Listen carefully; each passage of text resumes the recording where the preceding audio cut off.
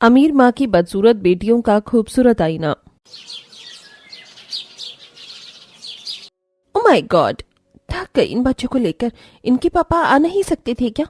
एक तो इतने दिनों बाद शॉपिंग कर रही हूँ, ऊपर से तीनों बच्चों को लादना पड़ रहा है। मम्मा मम्मा भूख लेती है, बल्डल खिलाना। हाँ रुक जा बेटा, अभी खिलाऊंगी, शॉपिंग कर लूँ थोड़ा। माँ माँ हमें भी भूख लगी है। माँ हमें नूडल्स खाने हैं, ले चलो ना। आवाज बंद करो तुम दोनों। जब बोल रही थी कि घर से खा लो, अब यहाँ बाहर जाकर खाने का मन कर रहा है। और मुझे ना बाहर मामा मम्मा बोलने की कोई जरूरत नहीं है, समझी तुम? ठीक है माँ।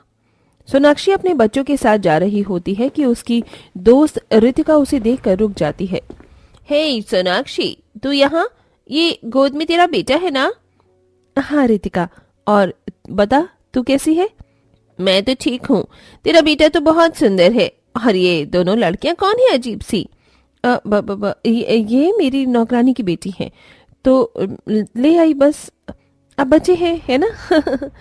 अच्छा मैं चलती हूँ, मेरा हस्बैंड वेट कर रहा है। माँ माँ आपने ऐसा क्यों बोला कि हम आपकी नौकरानी की बेटी हैं? हम तो आपकी बेटी है ना। चुप करो तुम दोनों। सोनाक्षी और तारा की बात सुन रितिका मुड़कर वापस आती है। क्या ये दोनों तेरी बेटियां हैं? मैंने सुन लिया सोनाक्षी, अपनी बेटियों के लिए तू ऐसा झूठ कैसे बोल सकती है मुझसे? और वैसे भी तेरी शक्ल से तो मिल ही नहीं रही बिल्कुल भी। एक तो काली ही है, दूसरे से चेहरे पर इतने दाने दाने हैं। हाँ तो ये बिल्कुल भी मुझसे मेल नहीं खाती, इसीलिए मैं तुझे नहीं बता रही थी। चलो तुम दोनों यहाँ से। सोनाक्षी एक हाथ खींचकर दोनों को गुस्से में लिए आगे बढ़ जाती है। करवा दी तुम दोनों ने मेरी बेइज्जती। बोला था ना मुझे मम्मी मम्मी मत कहना बाहर, फिर भी तुम ही चैन नहीं आया। पता नहीं भगवान ने तुम जैसी बदसूरत बेटियां क्यों दी हैं मुझे।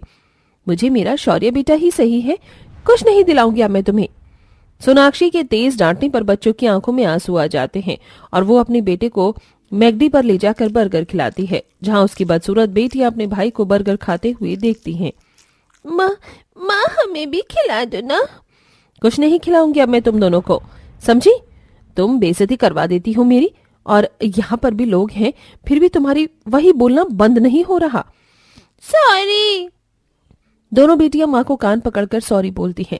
कुछ देर बाद सोनाक्षी अपने तीनों बच्चों को घर ले आती है। दरअसल सोनाक्षी एक अमीर घर से थी, लेकिन उसकी दोनों बेटियां बदसूरत थीं। सोनाक्षी अपनी दोनों बेटियों से बिल्कुल प्यार नहीं करती थी, पर अपने गोरे चिट्टे बेटे पर जान छिड़कती थी। पिता अपनी बिजनेस मीटिंग में ज्यादा बिजी रहता था, इसीलिए वो अपनी दोनों बेटियों पर ध्यान नहीं दे पाता था। रिद्धिमा और तारा को हमेशा सोनाक्षी सुनाती रहती थी और उन पर अत्याचार करके उनसे घर के काम भी करवाती थी। यकीन नहीं होता तो आप खुद देख लीजिए, जहां शाम को दोनों कार्टून देख रही थी कि तभी सोनाक्षी दोनों का कान खींचकर कहती है, तुम दोनों की हिम्मत कैसे हुई टीवी देखने की? रसोई का काम कौन करेगा? हाँ चलो जाओ, अभी से काम करना। नहीं सीखा तो ससुराल में क्या काम करोगी? मुझे तो ये समझ नहीं आता कि तुमसे शादी कौन करेगा बड़े होकर भी, बदसूरत ही लगोगी। माँ दर्द हो रहा है। माँ हम काम कर देंगे, कार्टून खत्म होने वाला है बस। माँ छोड़ दीजिए, कान दर्द हो रहा है, हम अभी कर लेंगे सारा काम। अभी बताऊं तुम्हें? जाकर पहले काम करो वरना डंडे मारूंगी। फिर दोनों बच्चियां रोती रोती रसोई को साफ करने लगती हैं और चेयर पर चढ़कर खाना बनाने लगती हैं, जिससे तारा का हाथ भी जल जाता है। फिर रिद्धिमा उसकी दवाई लगाती है। ऐसे ही दोनों बहनें सयानी हो जाती हैं, लेकिन उनकी बदसूरती उनका पीछा नहीं छोड़ती और न ही सोनाक्षी के ताने और मार। इसी बात से परेशान होकर दोनों बहन अक्सर एक दूसरे की हमदर्द बनकर एक दूसरे को संभाला करती थीं। फिर एक दिन स्कूल में आकर शौर्य बैग पटक कर कहता है, माँ मुझे 10,000 रुपए चाहिए, मुझे अपने दोस्तों के साथ शॉपिंग करने जाना है। 10,000 क्यों, तू 20,000 ले मेरा सोना पुत्र। तारा माँ का मूड अच्छा है, हम भी माँ से थोड़े पैसे ले लेते हैं। दोनों बेटियां अपनी अमीर माँ के पास जाकर कहती हैं, माँ अब हम दोनों को भी पैसे चाहिए थे, बस 5,000। हमें अपनी एक ड्रेस लानी है और थोड़ा सा मेकअप का सामान। कीर्ति की बर्थडे पार्टी है, वहां जाना है शाम को। अच्छा तो तुम पैसे लेकर क्या करोगी? और तुम तो मेरी बेटी होकर इतनी बदसूरत दिखती हो कि अपनी बेटी कहने का तुम्हें मन नहीं करता, इसीलिए मैं तुम्हारे साथ ऐसे ही करूंगी। जब दिखना ही बदसूरत है तुम्हें तो क्यों पैसे दूं? अब जाओ यहाँ से। अब खड़ी क्या हो, जाओ। भाई तू भी ऐसे ही कहेगा हमें? हम तेरी बहन है। पर मेरी इतनी बदसूरत बहनें मुझे नहीं चाहिए। सुन लिया अब? माँ अगर हम ऐसे हैं तो माँ इसमें हमारी क्या गलती है? हम तो आपकी ही बेटियां हैं। अगर आपकी तरह खूबसूरत नहीं है तो क्या हुआ? आप पैसे भी नहीं दे रही हमें ताकि हम ठीक लगे, और आप प्यार भी नहीं करती। चलवाऊं जुबान तुम्हारी? तुम दोनों पैदा ही नहीं होती, कहीं मर जाती जाकर तो अच्छा होता। इतना लोगों से सुनना पड़ता है मुझे। ठीक कहा माँ, आपने काश हम मर ही जाते। ये बोलकर दोनों बहन कमरे में जाकर बहुत रोती हैं और अपनी फ्रेंड के बर्थडे पार्टी में भी नहीं जाती। रात को दोनों इतना परेशान होती हैं कि मरने के लिए नदी के पास पहुंच जाती हैं।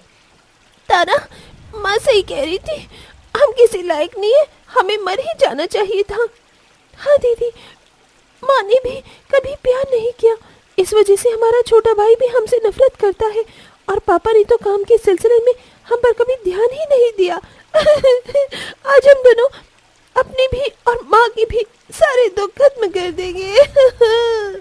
ये बोलकर दोनों नदी में कूद जाती हैं कि एक परी नदी में से उठकर आती है और दोनों को बचाकर बाहर ले आती है। हम बाहर कैसे आ गए? हम तो कूद गए थे इसमें। मैंने बचाया है तुम्हें। तुम इतनी उदास क्यों हो? आखिर ऐसा कदम क्यों उठाया तुम दोनों ने? क्यों बचाया? हमारी जान, हमें मर जाने दिया होता आपने। हमारी माँ हमारी बदसूरती की वजह से हमसे प्यार नहीं करती, इसलिए हमने अपनी जान देनी चाहिए। चिंता मत करो, मैं तुम्हें एक ऐसा खूबसूरत आईना दूंगी जिसमें देखकर तुम खूबसूरत हो जाओगी। बस तुम्हें रोज सुबह उठकर उसमें देखना है, क्योंकि सोते समय तुम फिर अपने असली रूप में आ जाओगी। ये लो।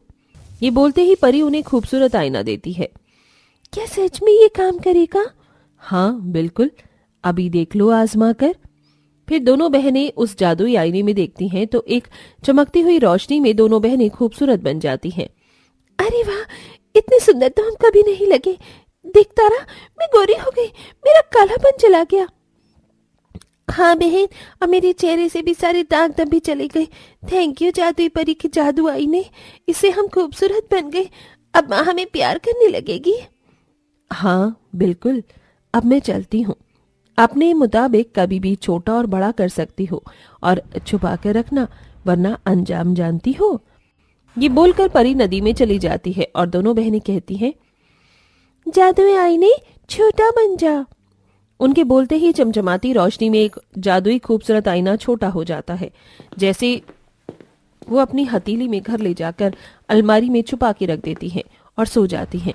अगले दिन फिर उठती हैं तो उस आईने को निकालकर बड़े होने को कहती हैं और उसमें खुद को देखकर फिर खूबसूरत हो जाती हैं। हर रोज की तरह सोनाक्षी जैसे ही उन्हें काम देने आती है तो उनकी खूबसूरती देखकर दंग रह जाती है। कौन हो तुम दोनों?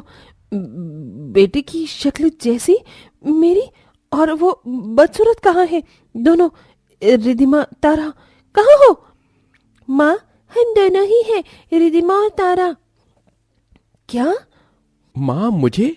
ये क्या, दोनों दीदी खूबसूरत और गोरी कैसे लग रही हैं? वो माँ, हमने पार्लर में जाकर कल ट्रीटमेंट करवाया था, इसीलिए हम इतने चमक रहे हैं। हाँ माँ, अब तो आप हमें अपने साथ रखेंगी ना? हाँ मेरी बच्चियों, मुझे माफ करना, मैंने न जाने तुम्हारे साथ शुरू से क्या क्या किया। कभी पैसे भी नहीं दिए, पर अब मैं देखना कितने अच्छे से धूमधाम से तुम्हारी शादी करूंगी। मुझे भी माफ कर देना दीदी, अब मैं सबको बताऊंगा कि आप दोनों मेरी बहन हो, बहुत प्यारी सी। चारों खुशी से एक दूसरे को गले लगा लेते हैं। सोनाक्षी अपनी दोनों बेटियों को प्यार करने लगती है, उनके साथ शॉपिंग करती है, उन्हें अच्छे कपड़े दिलाती है और एक अच्छे घर में उनका रिश्ता तय कर देती है। हर रोज की तरह दोनों बहनें रोज सुबह माँ के आ जाने से पहले जादुई आईने में अपनी शक्ल देखकर खुद को खूबसूरत बनाती थीं। पर एक बार ये राज शौर्य को पता चल जाता है, जिससे वो उनका आईना तोड़ देता है और ये होता हुआ उनकी दोनों बहनें देख लेती हैं। हे भगवान, अब क्या होगा? शौर्य, तूने ऐसा क्यों किया? अभी अभी सब ठीक हुआ था। हमारा जादुई आईना टूट गया, अब माँ हमसे फिर से नफरत करने लगेगी। आपकी वजह से माँ मुझे प्यार कम करने लगी थी और मुझे पता चल गया तो ये तो होना ही था। अब मैं चलता हूँ। दोनों बहुत परेशान होती हैं। शौर्य चला जाता है। अगली सुबह उठकर दोनों आईने के सामने कतराते हुए जाती हैं। अरे रिद्धिमा, हम तो बिल्कुल ठीक हैं। हमारी शक्ल पहले जैसी नहीं हुई। हाँ बहन, ये कैसे हुआ? परी ने तो कहा था। तभी जादुई परी आ जाती है। वो इसीलिए क्योंकि तुम दोनों सच्चे और अच्छे दिल की हो, इसीलिए हमेशा के लिए अब तुम खूबसूरत रहोगी। क्या सच में? आपका बहुत बहुत शुक्रिया जादुई परी। इस तरह जादुई परी चली जाती है और शौर्य सोनाक्षी को सच बताता है तो वो मानती नहीं है और अपनी बेटियों को अच्छी जगह शादी कर देती है, जहाँ वो खुशी खुशी रहने लगती हैं।